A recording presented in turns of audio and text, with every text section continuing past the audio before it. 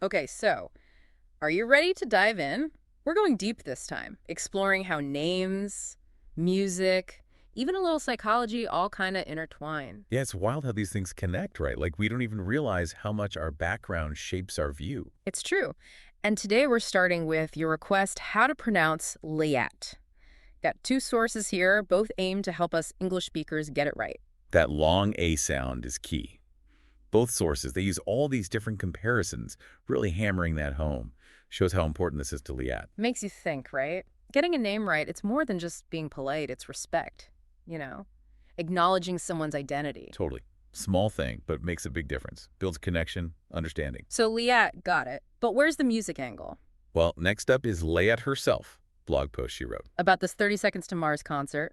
And she mishears the lyrics. I gotta say, I laughed out loud reading this. Bury me, bury me. She thought it was marry me, marry me.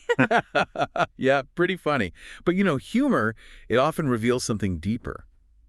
Liat uses this to explore some really interesting stuff about perception, culture. And this is where it gets good. She links this mishearing to being a Moroccan Israeli woman. Right. And she even says to people who don't have that background, might seem totally random.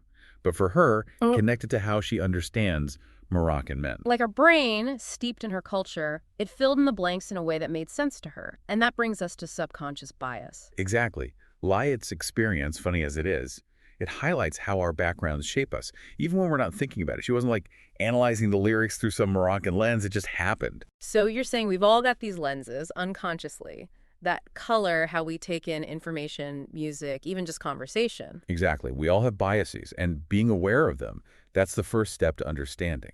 Which leads us back to Liat's take on Moroccan men. What'd you make of that part?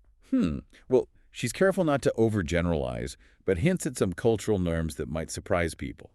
Like, she says Moroccan men, they might have these, like, contradictory emotions, wanting to break someone down, yet also marry them. Whoa, that's a juxtaposition. What's that about? Suggests a different understanding of relationships, emotions, than a lot of listeners might be used to.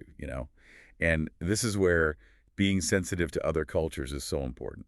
Recognize that there are just different ways of being, different ways of expressing love. Right, what seems normal to us could be totally foreign to someone else. Exactly. And it's not about judging, but being curious, wanting to learn. So, misheard lyrics, cultural understanding, but there's another layer here too, right? Shared experiences. Oh, absolutely. Remember how much Liat emphasizes the concert experience itself? Yeah. Going with her family, how those memories stuck with her? Big impact. Yeah, she even shouts out parents who do that, take their kids to shows. Like she's saying, those shared moments, they're super valuable. Definitely. This emphasis on shared experiences, it hints that it's a core value from her upbringing. And it makes you think about the impact of those moments, how they shape us, connect us. It's like they become part of our shared language, right? Yeah. Connecting across generations, cultures, and what better way to create those than through music? Totally. Think about how music just. Yeah. It grabs you, emotions, memories, tied to specific times, people. Our own soundtrack. And Yeah. sharing that. Family, friends, even strangers at a concert. Powerful. The universal language of music, right? Breaking down those cultural walls. But, even beyond music, shared experiences in general. They kind of weave us into who we are, don't they? Yeah, exactly. Yeah. It makes me think of another thing Leah brings up, how different cultures, they experience and express emotions differently. Oh, right. She doesn't go too deep, but she does say how in Moroccan culture, showing emotion, it's different than what, say, a lot of Western cultures are used to. Right, like that bit about Moroccan men wanting to break someone down but then marry them. That's Sort of intense. It is. Kind of makes you stop and think. Like, is there a different understanding of what vulnerability is or confrontation, maybe even making up afterward? Interesting. It's like those two things, breaking down and marrying, they're two sides of the same coin, maybe. A different way to intimacy. And it shows how love and connection, how we express those, it can be so different depending on your culture. Makes you really think about our own assumptions about relationships. What seems counterintuitive to us might be totally normal somewhere else. Totally.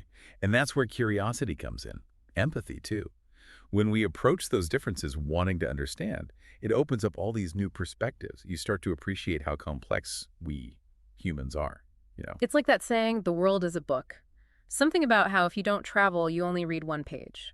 But here, it's more like we're all reading different chapters of the same book, each one with its own voice, its own point of view. Exactly. And sometimes those different voices, they make the best music. Which brings us back to music, right? Liat's whole thing, the concert, the lyrics, Moroccan culture, music started it all. Music has this way of just cutting through everything, making connections where words fail. It's universal, It speaks to all of us. And when you experience it together, like Liat at the concert with family, those connections, they get even stronger, woven into our memories, both personal and shared.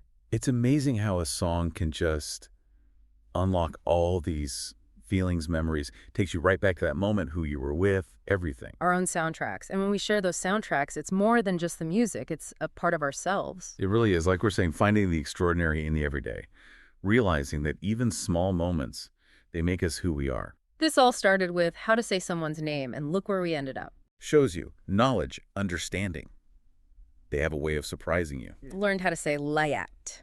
Got insights into different cultures and how shared experiences shape us. And it all goes back to that first idea, how our backgrounds, they shape how we see things. The misheard lyrics, it wasn't just funny, it was a peek into how much culture affects us, even subconsciously. Makes you wonder what else is shaping our own views. All these little things we don't even notice. Good question. What seemingly small experiences have totally changed your perspective without you even knowing? Lots to think about. But that's what I love about these deep dives. We start with something so simple, how do you say this name? And we end up in all these places, language, culture, music. It's amazing. Right. Like those everyday things, sometimes they have the most meaning. Makes you think we're all part of this giant story. Everyone's got their own chapter, their own perspective. Exactly. And the more we listen to those different chapters, the more we get it, the world, I mean. So as we wrap up here, what's the one thing you hope our listener really takes away from all this today? I'd say culture, it's not just something you learn about, it's in everything. How we see things, how we connect, even who we are deep down. Well said. So to everyone listening, pay attention to those little moments, yeah. You never know what you might discover.